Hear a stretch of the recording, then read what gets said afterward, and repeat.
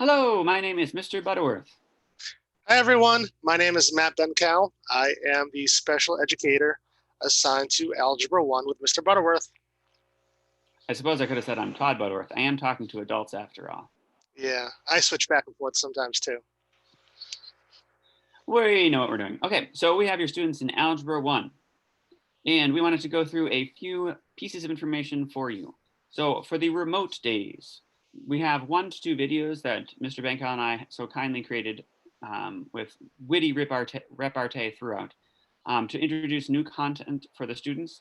They're through Edpuzzle, where we can ask additional questions to help support the students along the way as they do things remotely. In addition to that, there are Khan Academy assignments that are linked to what those videos are about, and that your students should be doing also. And some of your students are doing a fantastic job of that.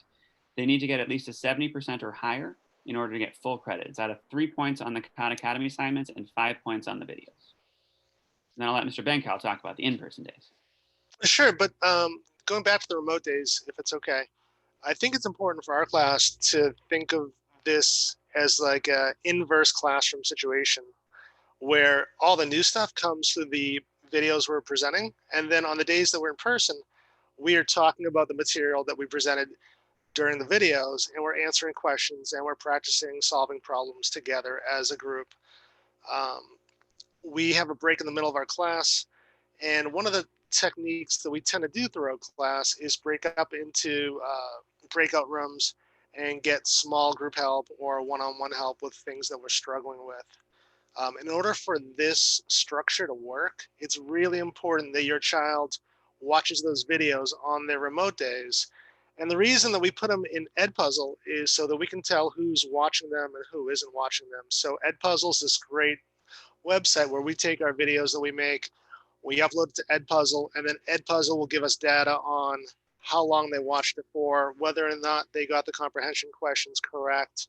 And Edpuzzle is kind of cool because if a student clicks off of Edpuzzle to go look at something on YouTube, the Edpuzzle stops and it won't continue going. So they have to be watching. What do you think, Mr. Butterworth? I think you did a much better job than I. That sounds good. Yeah, for the in-person, we do use breakout rooms a lot there, and we kind of bounce between the breakout rooms to check on how the students are doing. Usually we'll have small groups, maybe 3 breakout rooms in the class. If the students are working individually on a quiz or something, we'll put them in individual breakout rooms, and then Mr. Bencal and I will bounce between those rooms to check to see how they're doing and making sure they're doing okay. And they can always request help from the breakout rooms, and they all hopefully at this point know how to do that. And if they don't, they can just talk to us. If I was a parent of a student, I'd be saying to myself, how can a child do math at home and then show it to their teacher? And if you go back one screen, Mr. Butterworth, one of the resources we use is Jamboard, and it's a product from Google, and it allows us to. It's like a whiteboard, I guess. And we can just kind of scribble on it, write equations. We can edit. We can all participate, or we can make individual Jamboards for everyone.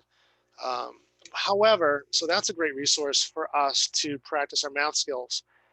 If your child prefers to do paper and pencil at home, which is what I would be doing, they can do that and then just take a picture of it and upload it to us for quizzes and assessments, and we can look at it that way. So there's lots of ways for students to demonstrate their understanding. Yeah, there's an app that they can get on their phone for Jamboard, and they just open up the Jamboard and can put the picture right in there. So in terms of grading, they have what I usually call spiral. I've just been calling them quizzes in our class, which we'll explain on the next page. They have the remote work, so the videos are 5 points. The Khan Academy assignments are 3 points. They have journals, which are just an opportunity for us to interact with your students in a different way. I've been teaching for 17 years and been doing those journals every year, and it's a great way to get some of your students to really give us a little more information about them as learners, as who they are as humans, and it's just a different way to kind of approach your students. And then there's obviously the in-person work that we sometimes grade along the way. A lot of that in-person work we won't necessarily put a grade in on Power School, but we'll grade by looking at it and giving them feedback and that sort of thing. The only other thing that I want to point out is the piece about the journals, it's kind of comparable to what we do during our class. We have a mask break during the middle of class, which sounds silly because we're all home, but really we have them for how many minutes? It's like 110. So we have a 20-minute break in the middle of it. And if you happen to be in the room when we're returning from break, you might hear us talking about something that has nothing to do with math. And so the point of that is when we come back as a group is to build a sense of community and just have a conversation about anything or everything. And, we're working hard to get kids to open up, because if we can get them to talk socially, then they can ask questions academically and we can be more effective. Two, the second purpose of that is to make sure that kids have returned from the break and that they're paying attention and that they're engaged. That is a main focus of ours.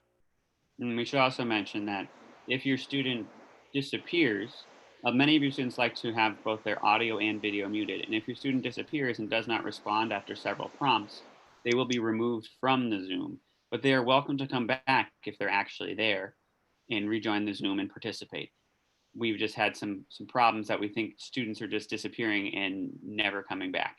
And so if they're removed, then we will change their attendance to absent.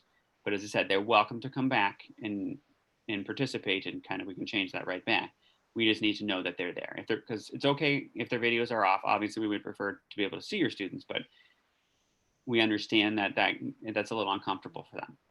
Yeah, and we've developed this policy over time. So if a child steps away to go to the bathroom and comes right back, or they go get some juice, this is not an issue. It's for students who we've called on it's like a 3 strikes you're out kind of policy. And it's not meant to be punitive. We're not looking to punish anyone, but we want them to know they're being held accountable for being engaged, paying attention, following along, things like that. So just the last piece is about their quizzes. Again, I often call them spirals. I think to your students, I've only called them just quizzes. Basically, the key part there is there's going to be kind of 2 sections of the quiz. One's work that we learned kind of a week ago or 2 weeks ago, and then one's the more current work. And the students are going to have multiple attempts at a subject. So, for example, one of our early topics was exponents. And so the students got a grade on exponents. And then they took a second quiz that also had exponents on it. And if they did better the second time around, then we will change their grade. It's just kind of a way to support them and give them a chance to approach the material on a quiz, but not have it count necessarily if they struggle on it. So to give them some multiple opportunities at things. Yeah, and I think the more time they see that material, the more likely it is to stick in their brains. So that they're going to be seeing some material for about a month, right? About 4 weeks in a row. Yeah. Sure. Because the quizzes are roughly going to be 2 weeks apart is how we're going. And they can use resources on their quizzes. We do a review for those quizzes, and they can use those while they're taking their quiz. So they have that support for them. There's also a video of me doing the review that they can also use as support on the quiz. We don't want them talking to each other, and we want them to be able to show their work and explain what they're doing. But there are various supports that they can use on the quiz, and that is fine, because in this wacky environment, we're trying to make things as approachable as possible. I think that's all we have for you. Our contact information is right there. Matthew Bencal at danvers.org, and Todd Butterworth at danvers.org. We appreciate you taking the time to watch this video. Thank you, guys.